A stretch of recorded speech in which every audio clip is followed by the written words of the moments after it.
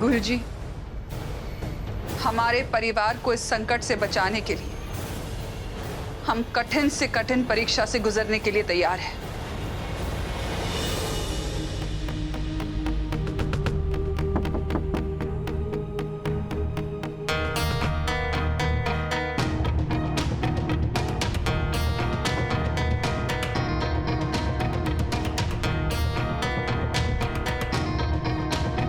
बेटी, इसे लेती जाओ। जब तक चंद्रिका जी का व्रत पूरा नहीं हो जाता, मैं इस घर का अन्न व जल ग्रहण नहीं कर सकता। जैसी आपकी आज्ञा गुरुजी। जैसे जैसे समय बीतता जाएगा, ये व्रत और भी कठोर होता जाएगा। बुरा साया आपके व्रत में विघ्न डालने की पूरी कोशिश करेगा, लेकिन समझ लीजिए, यही आपकी ममता की परीक्षा है। कल रात से आप उपवास पर हैं और 24 से 36 घंटे से पहले आप पानी की एक बूंद या अन्न का एक दाना भी ग्रहण नहीं कर सकते। जैसी आपकी आज्ञा गुरुजी। कल सुबह सूर्योदय होते ही आपको परिवार के सहित सरोवर मंदिर की ओर प्रस्थान करना है। वहां के आचार्य जी आपके परिवार की सुरक्षा के लिए कल से ही, बल्कि कल रात से ही ध्यान में बैठे हैं। व्रत की समाप्ति के बाद की पूजा विधि वही आपको बताएंगे।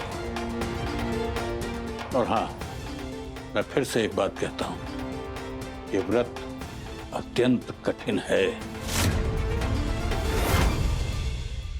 गुरुजी, ये व्रत चाहे कितना भी कठिन क्यों ना हो, हमारे बेटों और परिवार की सुरक्षा के लिए हम इसे पूरा जरूर करेंगे।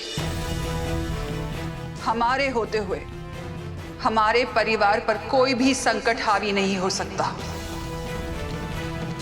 मुझे पता था आप ऐसा ही कहेंगे।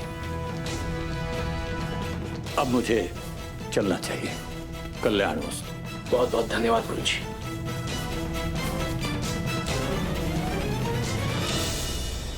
अभी बेबी, मुझे तो बहुत टेंशन हो रही है। सासू माम कब से गुरुजी के साथ हैं, हम वहां जा नहीं सकते क्या? करिश्मा, कुछ चीजें भाभी सा किसी को ना बताती, किसी को भी नो। पहली बात, मैं किसी को भी नहीं हूँ, मैं उनकी ट्रस्टवर्दी बहू। और let me tell you one thing, वो किसी को बताए ना बताए, मुझे जरूर बताएंगी। हाँ, क्यों नहीं। लो, आ गई मासा। पूछो, खुद ही पूछ लो। जाओ जाओ।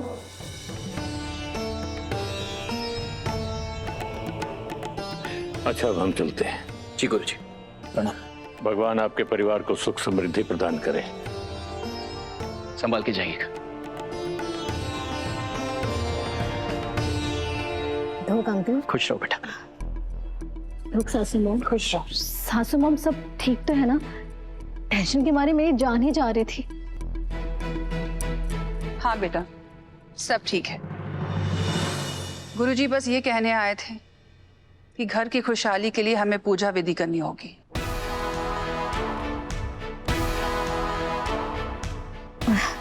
सासू माम, घर की खुशहाली के लिए आज सुबह सुबह मैं भी मंदिर गई थी और वहां से प्रसाद लाई हूँ। ये लीजिए।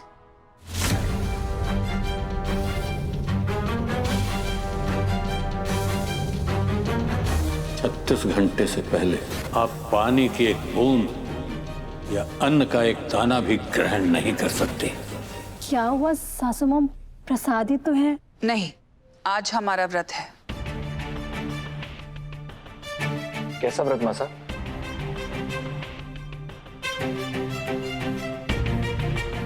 अविनाश और करिश्मा की सगाई अच्छे से हो जाए, इसलिए हमने मन्नत मांगी है। बस उसी का व्रत है। और ये व्रत कल सुबह सुबह सरोवर मंदिर जाकर ही खुलेगा। ठीक है, वहाँ पर व्रत खोलना, दान दक्षिणा और भोग प्रसाद का सारा इंतजाम मैं करवा दूंगा। और दादा मैं आपकी हेल्प कर दूंगा। अभी तुम जिम्मेदारी लेने लगे हो, ये देखकर हमें अच्छा लगा। और वैसे भी ये व्रत तुम सभी के लिए है। भाभी सा का व्रत हो तो 24 घंटे पहले ही घर में कोहरा मच जावे है, लेकिन इस बार इतने सन्नाटे में व्रत किया गया। कुछ तो चक्कर है। भाभी सा पक्का ना कोई चिंता की बात ना है? घर परिवार पर कोई संकट तो ना आने वाला? जब तक चंद्रिका सिंह चौहान जिंदा है, हमारे घर और हमारे परिवार को कोई संकट छू भी नहीं सकता, समझी?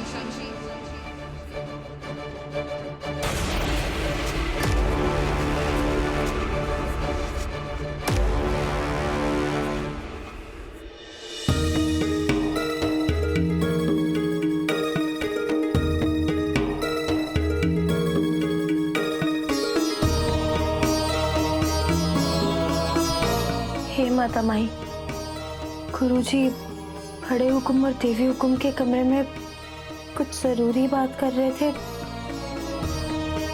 और मैंने गलती से सुन लिया। पर शायद ये आपकी इच्छा थी कि म्हारे को देवी हुक्म के इतने कठोर व्रत के बारे में पता चल गया।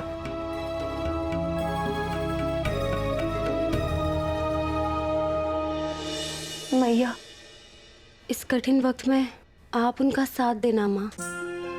उनका ये व्रत अच्छे से पूरा हो सके, उन्हें शक्ति देना। तेरे देवी हुकुम का व्रत कल जैसमन मंदिर में टूटेगा। मुझे लगता है ये व्रत बहुत ही महत्वपूर्ण है, इसीलिए गुरुजी खुद घर आए थे। अच्छा सुन, कल की पूजा के लिए जो महाप्रसाद बनना है उसकी जिम्मेदारी तेरी, ठीक है? क्या हुआ? बुआ, देवी हुक्म को बहुत ही कठिन उपवास करना है। मैं सोच रही थी कि तू भी उनके लिए उपवास रखे। हाँ बुआ, देवी हुक्म अपने घर परिवार के लिए इतना कठिन व्रत कर रही है, मैं उनके लिए व्रत करूंगी ताकि उन्हें शक्ति मिले और वो अपनी ये तपस्या अच्छे से पूरी कर पाए। पर तेरा तो व्रत चल रहा है। कल रात से न हुकुम ने कुछ खाया न तूने। हुकुम में जो तेरी श्रद्धा है ना, वो देवी मैया तक जरूर पहुंचेगी। तो देखना, हुकुम और तेरा दोनों का उपवास भी पूरा होगा और उसके अच्छे फल भी मिलेंगे।